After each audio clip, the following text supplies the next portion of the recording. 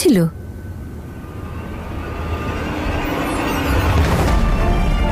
কে ছিল অমৃত?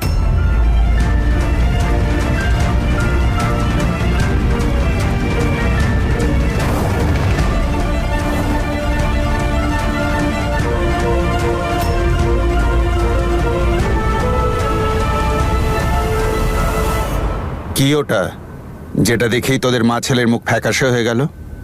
বল আমায়। তনুর বিয়ের কার্ড।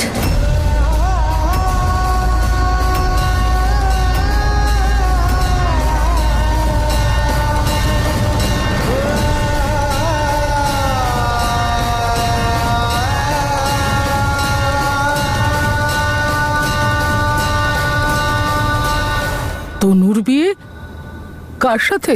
অঙ্গদের সাথে। এ উপরওয়ালা, এ কি হচ্ছে? কত স্বপ্ন দেখেছিলাম তনুকে বউ করে এ বাড়িতে আনবো, সব শেষ হয়ে গেল, শেষ হয়ে গেল সব। ভাগ্য ওদেরকে মেরেছে। নিজেদের পরিবারের জন্য ওরা দুজনই ভালোবাসা হারিয়েছে। খুব অন্যায় কাজ হচ্ছে এটা।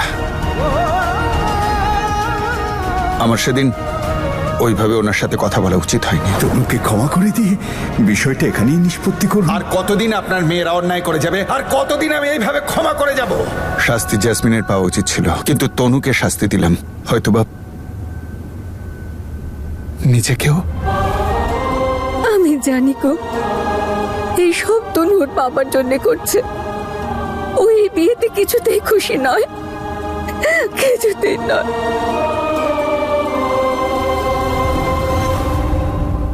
বীরকে এই কথাটা জানে? আর ও আমাদের একবারও জানায়ও নি। ও সব কিছু একা একা সহ্য করছে। জানি না দুজনের মধ্যে একের পর এক কি যে মিসআন্ডারস্ট্যান্ডিং হচ্ছে, ওদের সম্পর্কে কিছুই ঠিক হচ্ছে না। আর যেটুকু বাকি ছিল ওই ভিডিওটাই শেষ করে দিল, ভালোবাসাকে ঘৃণায় পরিণত করলো। কে জানে আর কত পরীক্ষা তুমি নেবে আমার ছেলেটা। একটু সুখ কি ওর জীবনে আছে না নেই?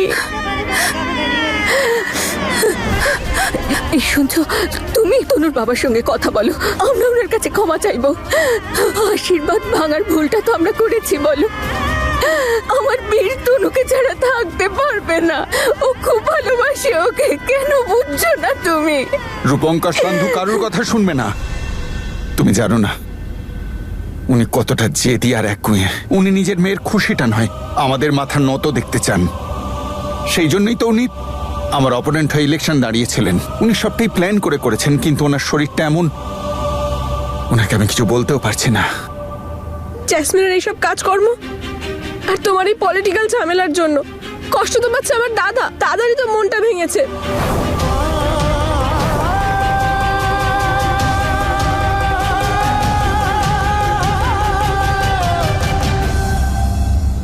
মাহি চুপ। আমরা কি কিচ্ছু করতে পারি না অমৃত? আমার সেদিন দাদাকে আশীর্বাদ ভাঙার সময় আটকানো উচিত ছিল। এই সব কিছুই আমার জন্য হয়েছে। জানি না এবার কি হবে। আর আর এই সময় আমরা দাদাকে একলাও ছাড়তে পারবো না, আমাদেরই কিছু করতে হবে। কিন্তু তুই করবিটা কি? ওই বাড়িতে কেউ কি শুনবে তোর কথা? অমৃত, তুমি আছো তো আমার পাশে, তুমি ক্ষমা করেছো তো আমাকে? অমৃত বলো, বীর ঠিক আছে তো? না জেসমিন, কিছুই ঠিক নেই। এই জন্যই তো তোমাকে ফোন করলাম। তুমি জানো, এইমাত্র তনু বৌদির বিয়ের কার্ড পেলাম আমরা। কি? তনুর বিয়ের কার্ড ওখানে? নিশ্চয়ই ওই অঙ্গদ পাঠিয়েছে ইচ্ছাকৃত, আমি খুব ভালো করে জানি। জেসমিন, আমাদের কিছু একটা করতে হবে। আমি শিওর তনু বৌদিও এই বিয়েতে খুশি নয়। আর তুমি তো জানো দাদা এইরকম কিছু করতেই পারে না। দাদাকে ফাঁসানো হয়েছে। হ্যাঁ অমৃত, হয়তো তুমি ঠিকই বলছো। তাহলে জেসমিন কিছু করো। তনু বৌদিকে প্লিজ বোঝাও। আমি জানি তনু বৌদি এই বিয়েটা শুধু কাকুকে খুশি করার জন্য করছে। ঠিক আছে অমৃত, তুমি টেনশন করো না, আমি কিছু একটা করছি। আচ্ছা শোনো, একটা প্ল্যান আছে আমার কাছে।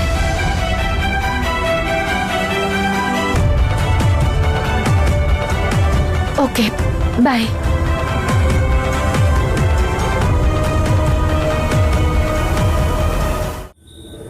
কাল তো আপনার মেহেন্দি তনু ম্যাডাম, আমি জানি ক্ষতগুলো ভীষণ গভীর, ভরতে সময় লাগবে। তাছাড়া কোনো তাড়াহুড়ো নেই, কোনো প্রেশার নেই। আপনার যত সময় প্রয়োজন আমি তার জন্য ওয়েট করতে ইচ্ছুক। কিন্তু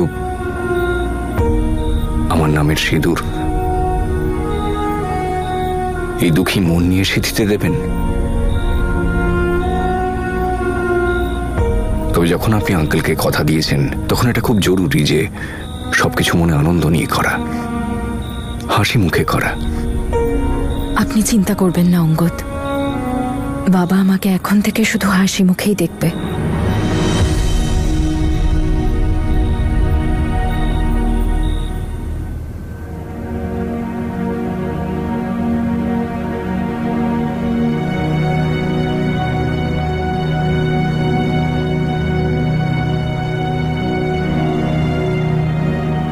তনু, তুই খুশি তো? কেন, তুই খুশি নস? না, ব্যাপারটা আমার খুশির নয়, তোর খুশির তনু। আর তুই শুধুমাত্র বীরের সঙ্গেই খুশি থাকিস, তাহলে তুই কেন অঙ্গদকে বিয়ে করছিস বলতো? জানি না, আমি শুধু এইটুকু জানি যে যেটা সবার জন্য ভালো আমি শুধু সেটাই করছি, কারণ আমি নিজে আর নিজের জন্য কিছু ভাবতেও পারছি না।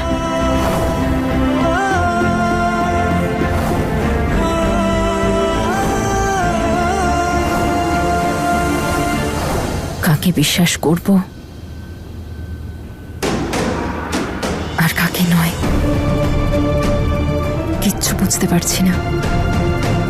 আমি তো নিজের ফিলিংসের উপর ভরসা করতে পারছি না।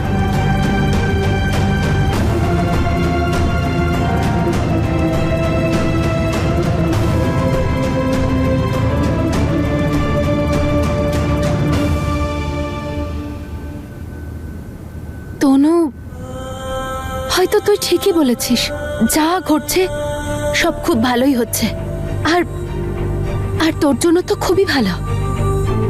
আর তুই একদম ঠিক ভেবেছিস, এই বীর তোকে সারা জীবন শুধু কষ্টই দিয়েছে আর এখনো দিচ্ছে, কিন্তু তুই দেখিস অঙ্গদ তোকে খুব ভালো রাখবে।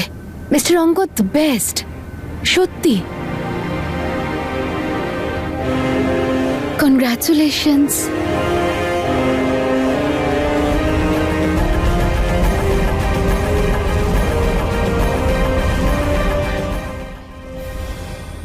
কি বললে তুমি ওকে? আরে আস্তে। কি বললে তুমি ওকে? ও যেটা করছে ঠিক করছে, ঠিক সিদ্ধান্ত নিয়েছে ও।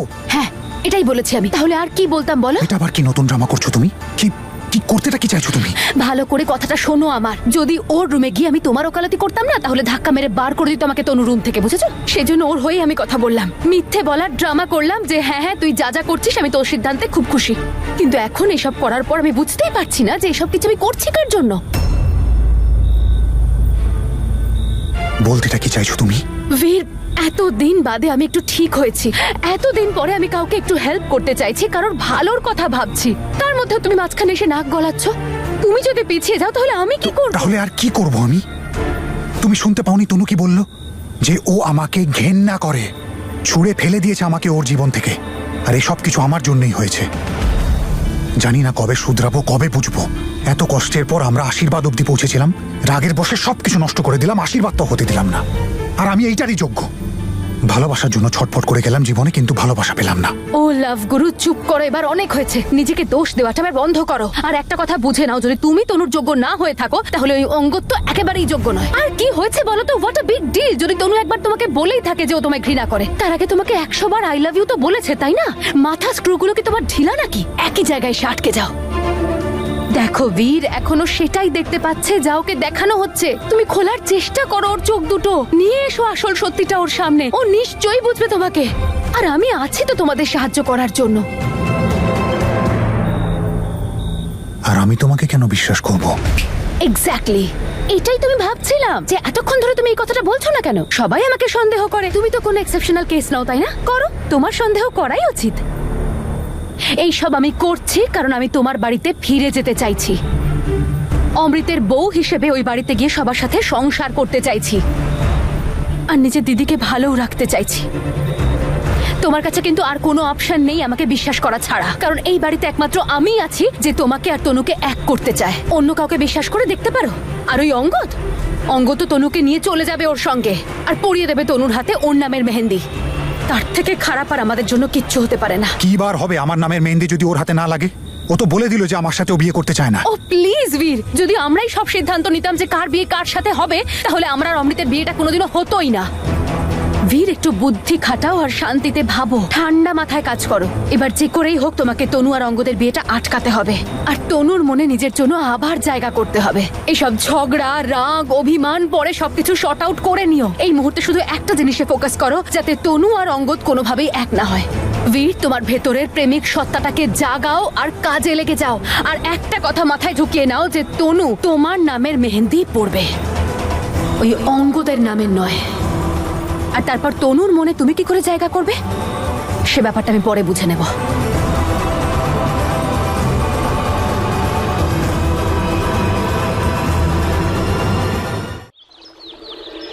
বাবা অভিরাজ, একটু তাড়াতাড়ি কাজ কর বাবা, আরে অতিথিরা তুমি এসে তো ব্যস্ত পড়বে। হচ্ছ কেন? আমরা করছি তো, আছি তো আমরা।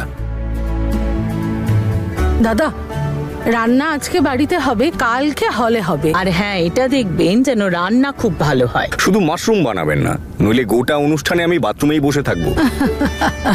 আরে কি বলছো? অমোদ, লোকে কি বলবে? জামাই হতে না হতে কাজ করাচ্ছি। আমি জানতাম আপনারা ছেলের মতো দেখেন, কিন্তু জামাই বলে পর করে দিলেন। এসব তুমি কি বলছো বাবা? জাসমিন, কোথায় ছিলি সকাল থেকে? মেহেন্দির লোককে ফোন করেছিস? মা, আমি ওকেই কল করতে যাচ্ছিলাম। সুইটের বন্ধু আছে না, খুব ভালো মেহেন্দি পরায়, আমি এক্ষুনি ফোন করে ডেকে নিচ্ছি। আরে টেনশন করতে হবে না, কোনো বন্ধু টন্ধু দরকারই নেই আন্টি। মেহেন্দিওয়ালা আমি বলে দিয়েছি, খাস টপ ক্লাস, দেখবেন। আরে সারা দুনিয়া থেকে বুকিং আসে ওনার, মেহেন্দি এমন পরান যেন প্রিন্ট আউট। তনু ম্যাডামের হাতের মেহেন্দি উনিই পরাবেন। আরে আমিও তাহলে মেহেন্দি পরবো। আরে একেবারে ডান ডান। এবার যখন আমার হবু জামাই বাবু সব অ্যারেঞ্জমেন্ট করেই ফেলেছেন, তখন ওনাকে না বলা যায় নাকি? আপনিও ওনার কাছেই মেহেন্দি পরবেন, শালি বলে কথা। আন্টি, আমি কুইকলি চেঞ্জ করে নিয়ে ওনাকে পিক আপ করে আসছি একদম, ওকে? আর এই লিস্টের টেনশন নেবেন না, সব হয়ে যাবে, ডোন্ট ওয়ারি।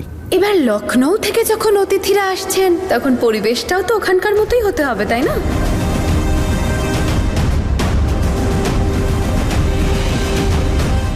হ্যালো, এবার আমার প্ল্যানটা মন দিয়ে শোনো।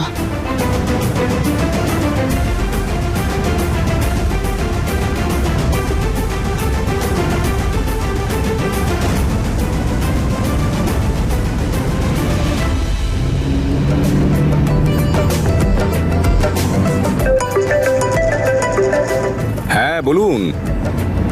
আরে নিজে আসছি আপনাকে পিক আপ করতে, 10 মিনিটের মধ্যে চলে আসবো। হ্যাঁ হ্যাঁ হ্যাঁ, ওকে।